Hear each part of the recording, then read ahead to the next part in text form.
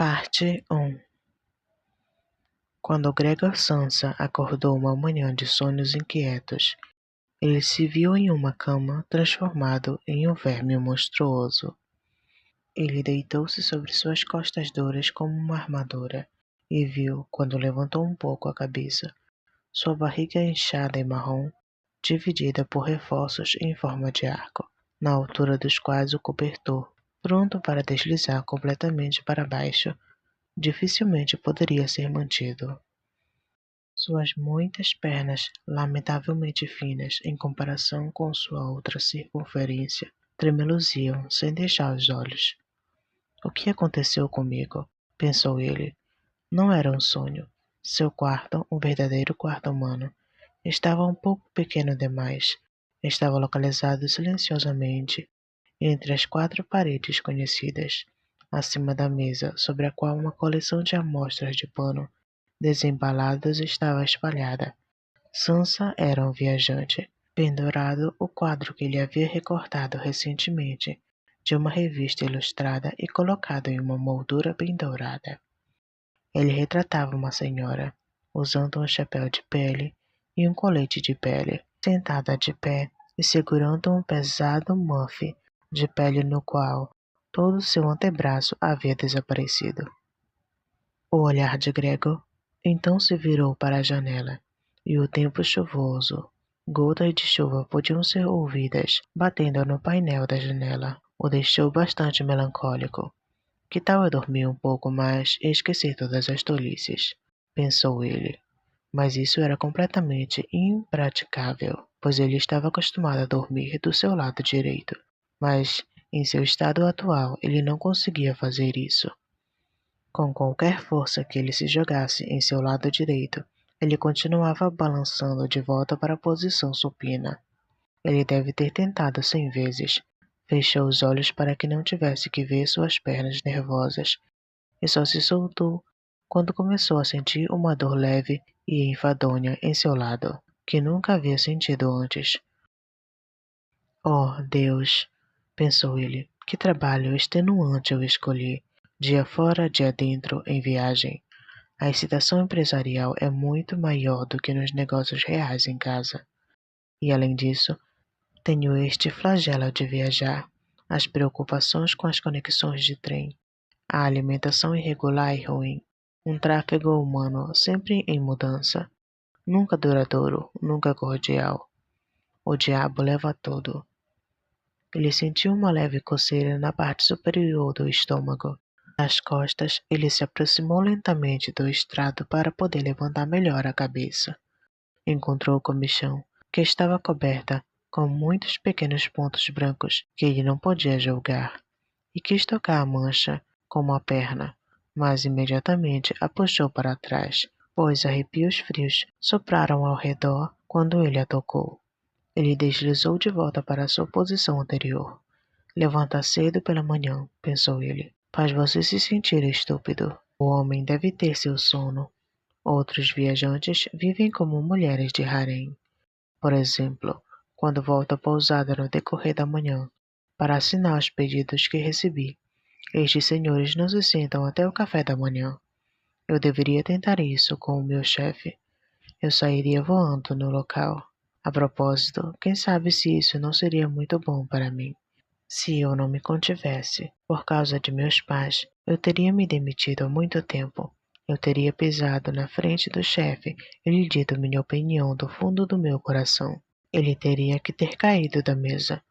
É também uma maneira estranha de sentar-se na mesa e conversar com um funcionário da altura, que, além disso, tem que se aproximar muito por causa da perda auditiva do chefe.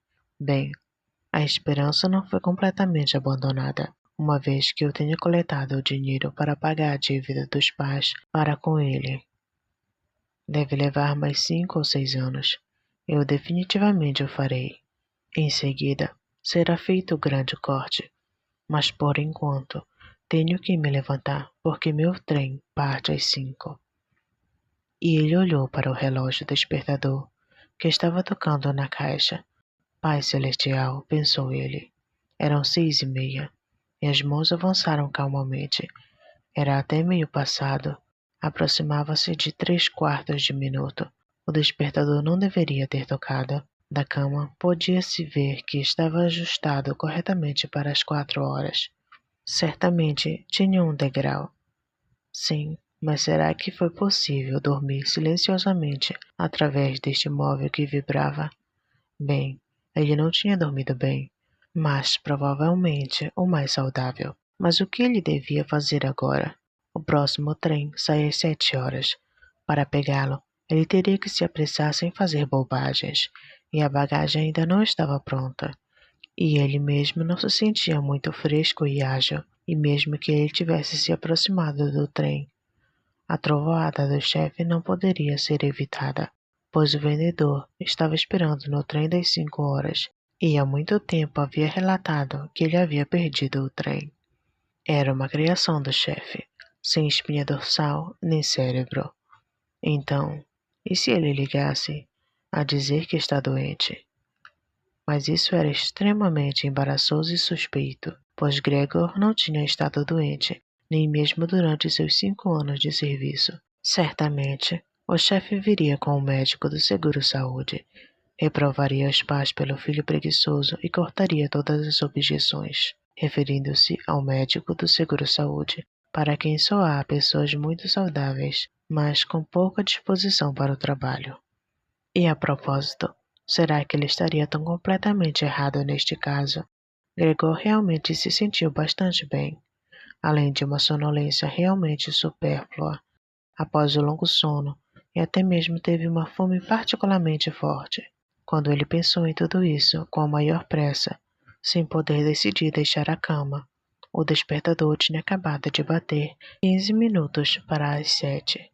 Ele bateu cuidadosamente contra a porta na cabeceira de sua cama. Gregor? Dizia a mãe. Era a mãe.